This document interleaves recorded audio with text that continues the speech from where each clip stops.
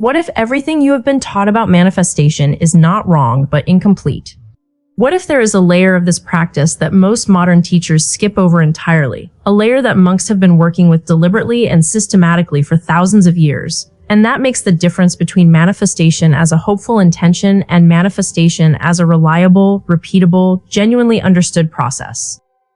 That is exactly what I want to explore with you today. Through the teachings of Dandapani, a Hindu monk who spent a decade in monastic training before bringing these ancient practices into the modern world in a way that is both deeply practical and immediately applicable. And I want to open with something that reframes the entire conversation before we go any further, because I think it is the most important and most overlooked truth in the entire manifestation space. You are always manifesting, right now, without exception. The question is never whether manifestation is happening, it is always happening. The question is whether what you are manifesting is what you consciously want, or whether it is the result of patterns, fears, and habits of attention that you have been practicing without any awareness that you were practicing them at all. This is the insight that stopped me completely when I first encountered Dandapani's work. Not the idea that I could manifest what I wanted. I had been working with that idea for years. But the recognition that I had been manifesting what I was practicing, and what I was practicing for most of my waking hours had very little to do with what I consciously said I wanted. During my years in the financial and insurance world, I thought of myself as someone who wanted financial freedom, and consciously, that was completely true. But what I was actually practicing, the patterns of thought, the habits of attention, the emotional states I was inhabiting for the vast majority of my day, told a completely different story. I was practicing financial anxiety, practicing the mental rehearsal of worst-case scenarios, practicing the low-grade, persistent vigilance of someone whose nervous system had learned to treat financial expansion as dangerous rather than safe. And the law of attraction, operating with complete impersonal precision, was delivering exactly what I was practicing, not what I was wishing for, what I was actually, energetically, consistently doing. Dandapani's teaching on the mind begins with an image that I find both simple and profound. He describes the mind as a sculpture, something that has been shaped over years of experience and repetition into a very specific form. And that form determines everything about how you perceive reality, how you respond to it, and therefore what you consistently create within it. The sculpture of your mind was not shaped by accident. It was shaped by what you practiced, by where you consistently placed your attention, what emotional states you habitually inhabited, what beliefs you repeatedly reinforced through the experience of living inside them. And the shape it has taken is now the lens through which your entire experience of financial reality is filtered. To create a genuinely different financial reality, Dandapani teaches, you cannot simply add new intentions to an unchanged mental sculpture. You have to be willing to reshape the sculpture itself, to break the form that has been producing your current results and deliberately remold it into one that is capable of producing something different.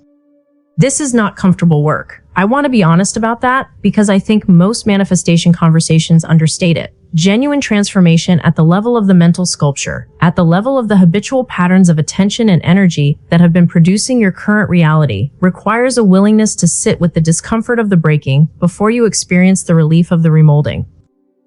But here is what I have learned through this process, both in my own life and in watching it happen in the lives of people I have worked with. The discomfort of genuine transformation is finite. It has an edge.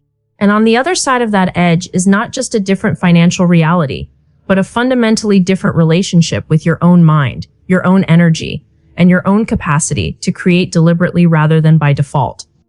By the end of this conversation, I am going to share the specific Dandapani teaching that most immediately changed my relationship with my own energy and my manifestation practice. Something so practical and so immediately applicable that I began using it the same day I first encountered it. But first, I want to make sure you understand the foundation, the most clarifying and most immediately useful principle in Dandapani's entire body of teaching. The one that explains, more simply and more precisely than almost anything else I have encountered, exactly why your energy is either working for you or against you every single moment of every single day. If you are new here, hit subscribe and grab the free PDF on equal hours and their meanings linked in the description. Let's go deeper. So let's talk about energy, not as an abstract spiritual concept, not as something you need years of practice to understand or access, but but as something so practical and so immediately observable in your own daily life that once you see it through Dandapani's framework, you will never be able to unsee it. Dandapani teaches something about energy that I find both devastatingly simple and extraordinarily clarifying. He describes energy using the image of water in a watering can. If you take that watering can into a garden and water the plants there, everything that receives the water will grow. The flowers will grow. The weeds will grow. The plants you planted intentionally and the ones that simply appeared will all respond to the water in exactly the same way, by growing. Because water does not have the capacity to distinguish between what you want to grow and what you do not. It simply does what water does. It nourishes whatever it touches. Your energy works in exactly the same way.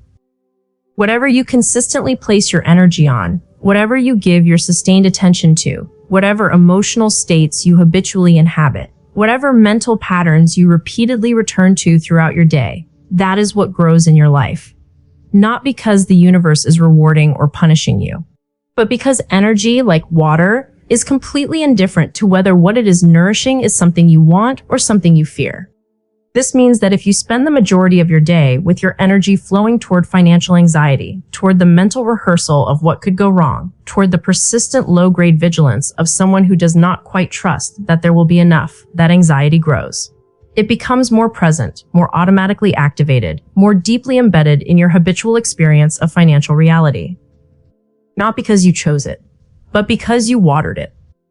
And conversely, if you learn to deliberately redirect that same energy toward what you actually want to grow, toward the felt sense of abundance, toward the identity of someone who is already financially free, toward the genuine emotion of the financial reality you are building, that grows too.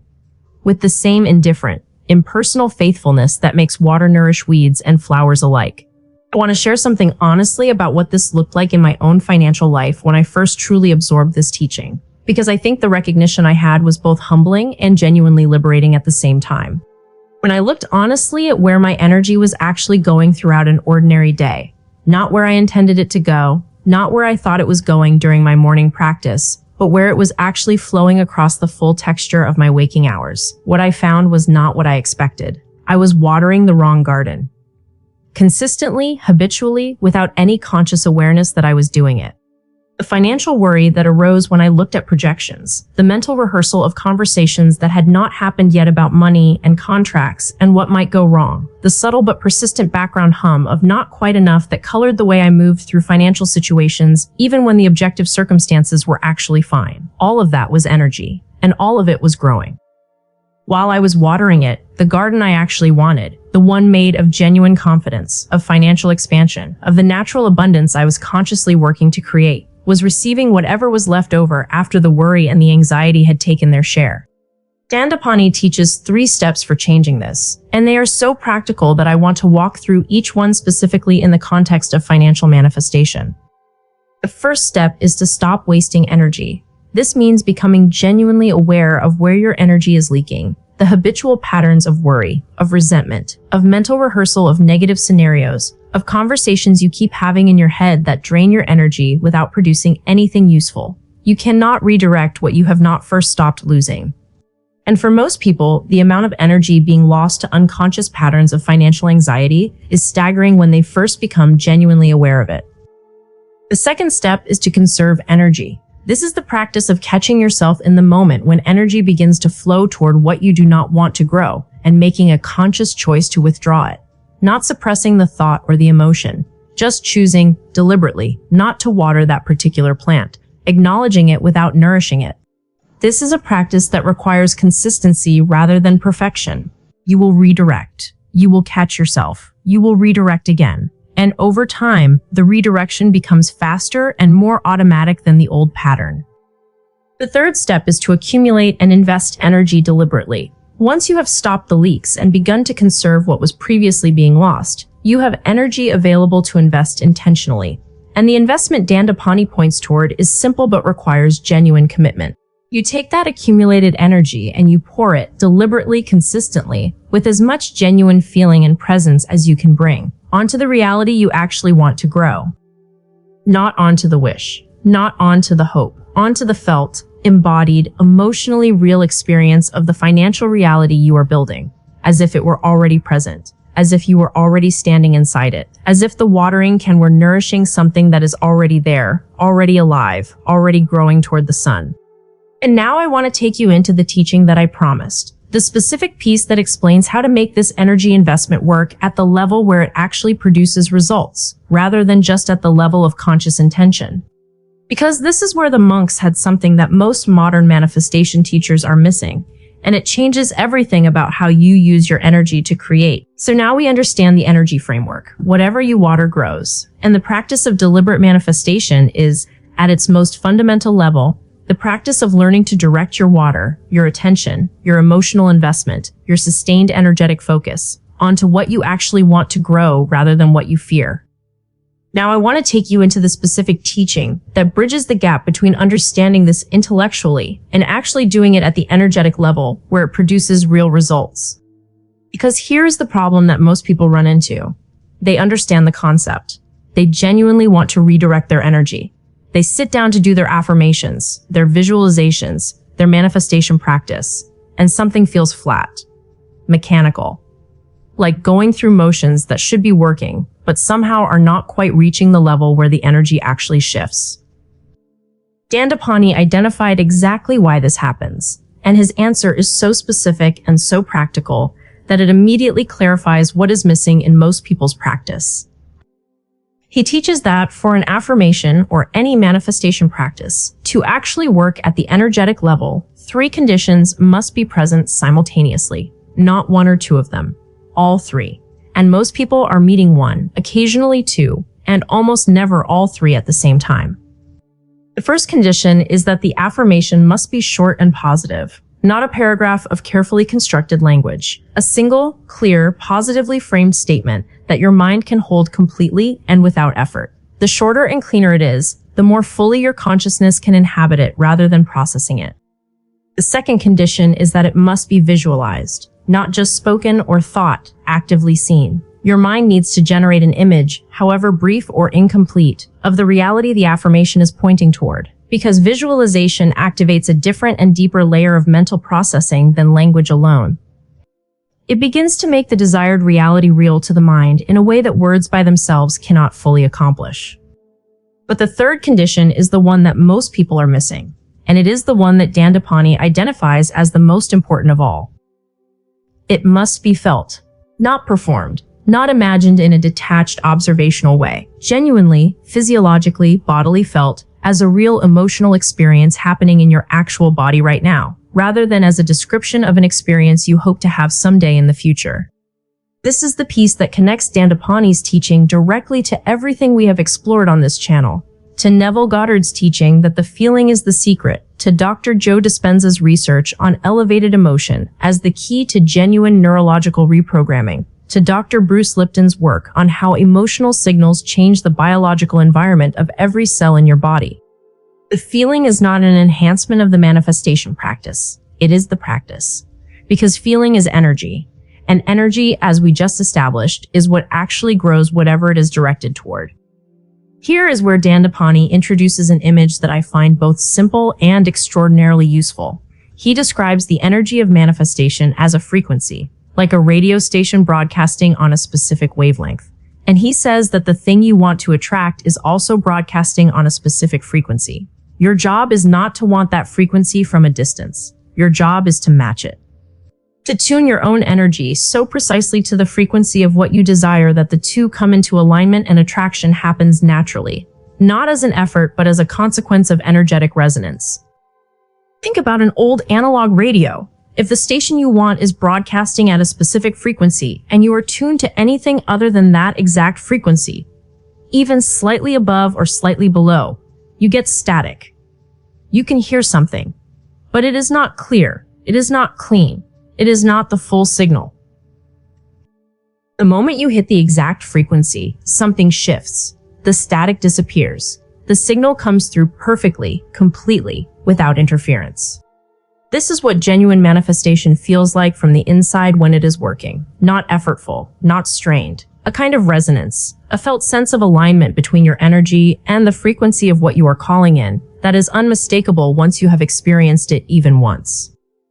Now, Dandapani offers one more image here that I think is the most practically useful of everything in his teaching, and it is the one that finally made the whole practice feel real and accessible to me in a way that no amount of intellectual understanding had previously accomplished. He talks about actors, specifically about what great actors actually do when they inhabit a character so completely that you forget you are watching a performance. They do not perform the character from the outside. They move their consciousness into the character from the inside.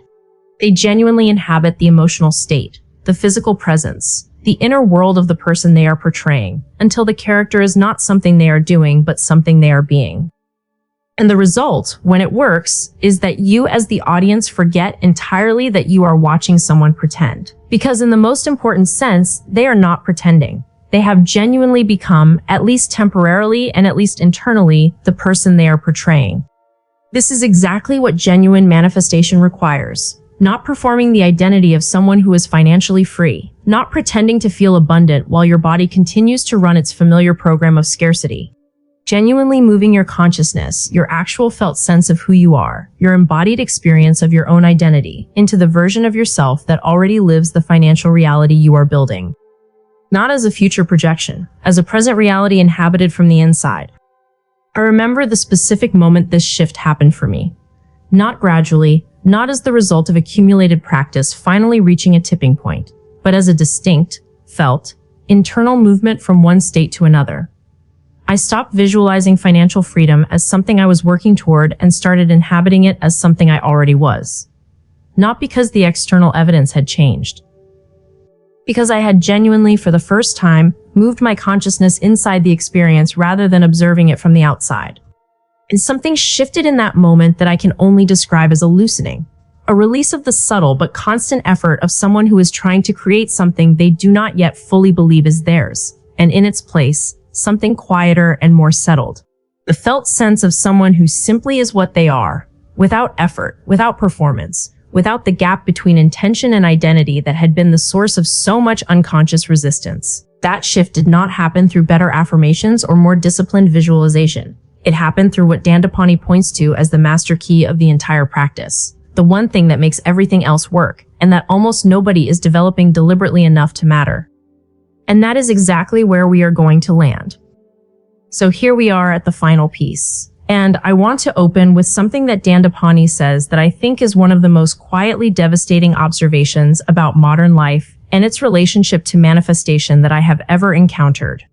Most people, he teaches, are practicing distraction for the majority of their waking hours, not deliberately, not consciously, but consistently, habitually, and with extraordinary dedication to the point where they have become genuinely world-class at it. Think about what your average waking day actually looks like in terms of where your consciousness goes. A notification appears and your attention immediately follows it. Someone speaks nearby and your focus shifts without any conscious choice.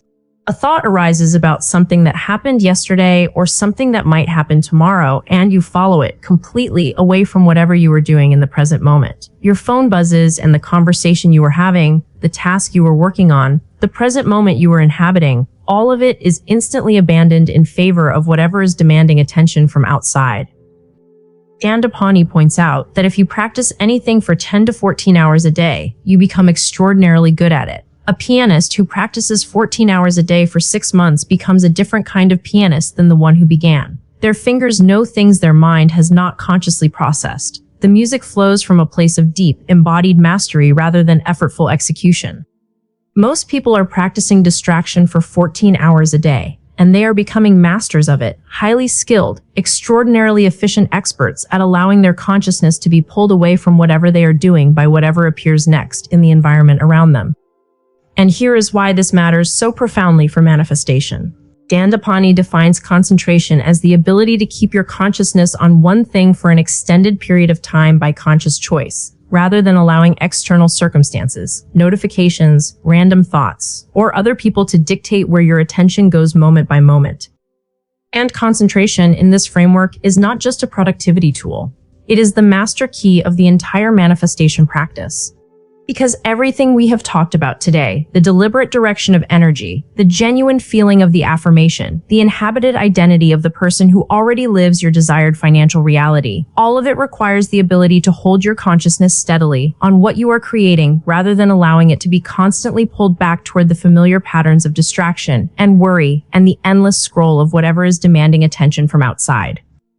You cannot genuinely inhabit the frequency of financial freedom if your consciousness is spending 14 hours a day practicing the frequency of distraction, anxiety, and reactive attention. The two are simply not compatible, and the monks knew this. Which is why the development of concentration, the deliberate, sustained, practiced ability to choose where your consciousness goes and to keep it there, was not a side practice in monastic training. It was the central one. Everything else depended on it. So what does this look like practically? Because I think this is where Dandapani's teaching is most immediately and most actionably useful. And it is not about sitting in meditation for hours. It is about something far simpler and far more immediately available than that. It is about making a conscious choice, repeatedly throughout your ordinary day, about where your consciousness goes. Not perfectly. Not without the habitual pull of distraction constantly reasserting itself. But deliberately. With the understanding that every single time you notice your consciousness has drifted to worry, to distraction, to the habitual pattern of whatever you do not want to water, and you consciously bring it back to where you want it, you are strengthening the muscle of concentration. You are practicing something different from distraction, and whatever you practice, you become. In my own daily life, this practice looks like this. When I notice my consciousness drifting toward financial anxiety, toward the mental rehearsal of what could go wrong, toward the checking and rechecking that is really just a more sophisticated form of watering the wrong garden, I pause, not dramatically, just for a moment, and I make a conscious choice to bring my attention back to where I want my energy to go. Sometimes that means returning to the felt sense of the financial reality I am building. Sometimes it means simply returning to the present moment, to what is actually here, right now, which is almost always more abundant and more aligned than whatever my distracted mind was generating in its absence. Sometimes it means taking a deliberate breath and consciously redirecting before the drift has had time to deepen into a pattern. And over time, not overnight, not without enormous amounts of practice and redirection and returning, the muscle gets stronger. The drift becomes shorter. The return becomes more natural. And the proportion of the day spent genuinely inhabiting the frequency of what you want to create versus the frequency of what you fear begins, slowly and then with increasing momentum, to shift. This is the ancient technology the monks were working with, not mystical, not inaccessible, not requiring years of monastic training to begin applying, simply the deliberate, consistent, practiced choice to keep your consciousness, your energy, your attention, your creative power on what you actually want to grow. Because your life, as Dandapani teaches, is a manifestation of where you invest your energy. All of it, the 20 minutes of morning practice and the 14 hours that follow, the conscious intention and the habitual drift, the garden you deliberately water and the one you water without noticing. The monks knew this, and now so do you. The only question that remains is the same one it has always been. Where are you going to put your water? Thank you so much for staying with me until the end of this video. It truly means the world to me, and I hope this conversation brought you something real. Something that genuinely changes how you relate to your own energy, your own attention, and your own capacity to create deliberately. If this resonated with you, please subscribe to the channel. We have so much more to explore together. And if you know someone who needs to hear this, share it with them. The books that have shaped my journey are all linked in the description below. And the free PDF on equal hours and their meanings is there too. Grab yours if you have not already. Thank you for being here. I will see you in the next one.